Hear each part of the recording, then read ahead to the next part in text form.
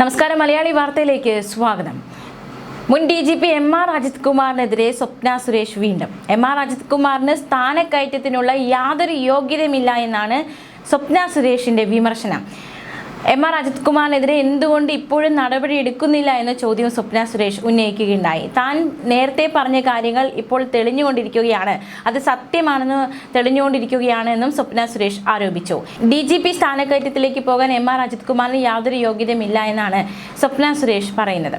അതേസമയം നേരത്തെയും സ്വപ്ന സുരേഷ് MR അജിത് കുമാറിനെതിരെ ഗുരുതര ആരോപണങ്ങൾ ഉന്നയിച്ചിരുന്നു.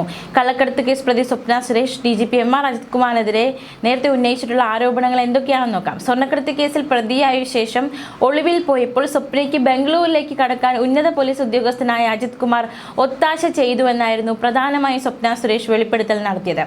കോവിഡ് ലോക്ക്ഡൌൺ സമയത്ത് കർശന യാത്രാ നിയന്ത്രണങ്ങൾ ഉണ്ടായിരുന്നു. എന്നിട്ടും സ്വപ്നയ്ക്ക് സുരക്ഷിതമായി ബംഗളൂരിലേക്ക് കടക്കാൻ അജിത് കുമാർ സഹായം നൽകിയെന്നും സ്വപ്നയും കേസിലെ കൂട്ടുപ്രതിയായ സരിത്തും ആരോപിച്ചിരുന്നു. ഉന്നത പോലീസ് ഉദ്യോഗസ്ഥരുമായി അടുത്ത ബന്ധമുണ്ടെന്ന് അവകാശപ്പെട്ട ഷാജ് കിരൺ എന്ന വ്യക്തി തനിക്കെതിരെയുള്ള നിയമ തടസ്സങ്ങൾ നീക്കാൻ അജിത് കുമാറുമായി സംസാരിച്ചെന്നും സ്വപ്ന സുരേഷ് വെളിപ്പെടുത്തിയിരുന്നു. സ്വപ്നയുടെ വെളിപ്പെടുത്തലുകളെ തുടർന്ന് അന്നത്തെ സംസ്ഥാന സർക്കാർ അജിത് കുമാറിനെ വിജിലൻസ് ഡയറക്ടർ സ്ഥാനത്ത് നിന്നും മാറ്റിയിരുന്നു. IG H വെങ്കടേഷിനാണ് പകരം ചുമതല നൽകിയത്. ഷാജ് കിരണുമായി അജിത് ഫോണിൽ സംസാരിച്ചു എന്നതിന്റെ അടിസ്ഥാനത്തിലായിരുന്നു ഇത്തരത്തിൽ സ്ഥാനത്തിൽ നിന്നും മാറ്റിയത്. വിജിലൻസ് മേധാവി MR Ajith Kumar, law and order DGP എന്നിവരുമായി ഷാജ് കിരൺ നിരന്തരം സംസാരിച്ചെന്നും സ്വപ്ന സുരേഷ് ആരോപിച്ചു. സർക്കാരിനെയും പോലീസിനെയും പ്രതിക്കൂട്ടിലാക്കുന്ന ആരോപണം പുറത്തുവന്ന് ഒരു ദിവസമായിട്ടും ദൂതനായി എത്തിയ ഷാജ് കിരണിന്റെ മൊഴിയെടുക്കാൻ പോലും പോലീസ് തയ്യാറായിട്ടില്ല എന്നതടക്കമുള്ള ആരോപണങ്ങൾ ഒരു വശത്ത് ശക്തമായിരുന്നു. മാത്രമല്ല, ആരോപണത്തിന്റെ വാസ്തവം പുറത്തു കൊണ്ടുവരേണ്ടത് പോലീസാണെന്നും അന്വേഷണവുമായി സഹകരിക്കാമെന്ന് ഷാജ് കിരൺ വ്യക്തമാക്കിയിട്ടുണ്ട്. എന്നാൽ ഇതുവരെ പോലീസ് ബന്ധപ്പെട്ടിട്ടില്ല എന്നതടക്കമുള്ള ആരോപണങ്ങൾ ഷാജ് കിരണിന്റെ ഭാഗത്തു നിന്നും ഉണ്ടായിട്ടുണ്ടായിരുന്നു. എന്തായാലും MR അജിത് കുമാറിനെതിരെ ഉന്നയിച്ച ആരോപണം സ്വപ്ന സുരേഷ് അദ്ദേഹം ഇപ്പോൾ നിലവിൽ ചില ആരോപണങ്ങൾ കൂടി നേരിടുന്നുണ്ട്. പ്രത്യേകിച്ച് രക്ഷാപ്രവർത്തന കേസുമായി ബന്ധപ്പെട്ട് അത് അട്ടിമറിച്ചു എന്ന പരാതിയിൽ അദ്ദേഹം അന്വേഷണം നേരിടുകയാണ്. വിശദീകരണം നൽകിയിരുന്നു ADGP MR അജിത് കുമാർ. DGPക്ക് നൽകിയ മറുപടിയിലാണ് അദ്ദേഹം നിർണായകമായ ഒരു ആവശ്യം കൂടി ഉന്നയിച്ചു. അതായത് ഈ ഒരു പരാതിയിൽ വിശദീകരണം നൽകാൻ സമയം കൂട്ടി ചോദിക്കുകയായിരുന്നു MR അജിത് കുമാർ. രക്ഷാപ്രവർത്തന റിപ്പോർട്ട് നൽകുമ്പോൾ വയനാട്ടിലായിരുന്നുവെന്നും അദ്ദേഹം പറഞ്ഞു. ഉദ്യോഗസ്ഥരെ വിളിച്ചു വരുത്തി കണ്ടിട്ടില്ലെന്നും അജിത് കുമാർ വ്യക്തമാക്കി. പല അന്വേഷണ ഉദ്യോഗസ്ഥരും ഓഫീസിൽ വരുമ്പോൾ കാണുക പതിവാണെന്നും SITയുടെ കണ്ടെത്തലുകൾക്കെതിരെ ADGP മറുപടി നൽകി. യാത്രാ വിവരങ്ങളുടെ പകർപ്പ് ഉൾപ്പെടെ നൽകിയാണ് മറുപടി. വിശദമായ മറുപടി തയ്യാറാക്കാനാണ് കൂടുതൽ സമയം ആവശ്യപ്പെട്ടത്.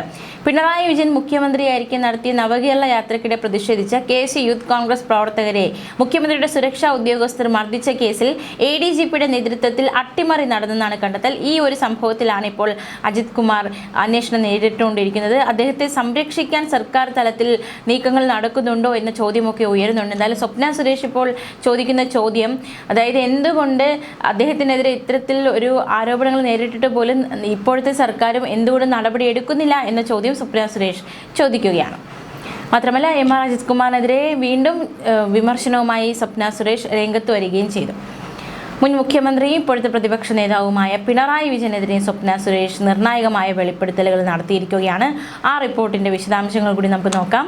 സത്യം വിളിച്ചു പറഞ്ഞതിന്റെ പേരിലാണ് പിണറായി വിജയൻ തനിക്കെതിരെ വ്യാജ കേസുകൾ എടുത്തതെന്നും സംസ്ഥാനത്തുടനീളം രജിസ്റ്റർ ചെയ്ത കേസുകളുടെ പേരിൽ ഇന്നും കോടതികൾ കയറി ഇറങ്ങുകയാണ് താനെന്നുമാണ് സ്വപ്ന സുരേഷ് പറഞ്ഞിരിക്കുന്നത്. 2022 ഷാജ് കിരൺ എന്നയാളുമായുള്ള ഒരു സംഭാഷണത്തിൻ്റെ ശബ്ദരേഖ പുറത്തുവിട്ടുകൊണ്ട് ഒരു പത്രസമ്മേളനം നടത്തിയിരുന്നു.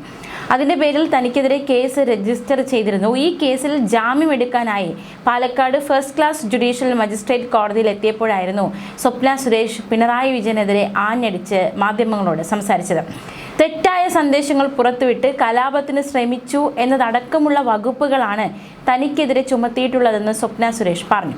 കേസുകളെല്ലാം രാഷ്ട്രീയ പ്രേരിതമാണ്, കെട്ടിച്ചമച്ച കേസുകളാണ് തനിക്കെതിരെയുള്ളത്. പിണറായി വിജയൻ കാരണം കുടുംബജീവിതവും ഒരു സ്ഥാപനത്തിന്റെ ഭാവിയും തകർന്ന സ്ഥിതിയാണെന്നും സ്വപ്ന സുരേഷിന്റെ ആരോപണം. പിണറായി വിജയനെതിരെ ആര് സംസാരിച്ചാലും ആര് പ്രവർത്തിച്ചാലും അവരൊക്കെ വേട്ടയാടപ്പെടുന്ന സാഹചര്യമാണ് നിലവിലുള്ളതെന്നും സ്വപ്ന സുരേഷ് വിമർശിക്കുന്നു. M ശിവശങ്കർ ഇപ്പോഴും പിണറായി വിജയന് വേണ്ടി രഹസ്യമായി പ്രവർത്തിക്കുകയാണെന്നും സ്വപ്ന സുരേഷിന്റെ ആരോപണം. പിണറായി വിജയന്റെ വിവിധ ഇടങ്ങളിലെ നിക്ഷേപങ്ങളുടെ കാര്യങ്ങൾ അടക്കം നോക്കുന്നത് ഇപ്പോഴും ശിവശങ്കറാണ്. മാത്രമല്ല, കുറിപ്പുകൾ എഴുതി കൊടുക്കുന്നതും ശിവശങ്കർ തന്നെയാണ്. നിക്ഷേപങ്ങൾ സംബന്ധിച്ച വിവരങ്ങൾ നോക്കുന്നതും ശിവശങ്കർ ആണെന്നും സ്വപ്ന സുരേഷ് ആരോപിച്ചു.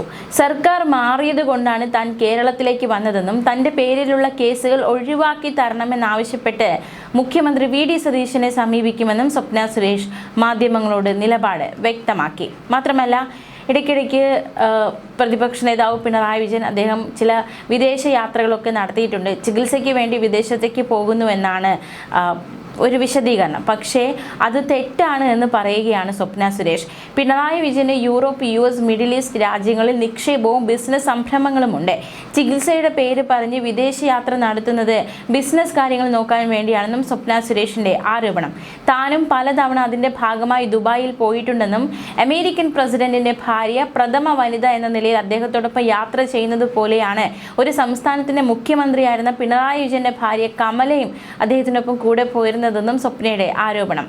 അതായത് മുഖ്യമന്ത്രി വിദേശത്തേക്ക് പോകുന്ന എല്ലാ യാത്രകളിലും കമലയും ഒപ്പം ഉണ്ടായിരുന്നു.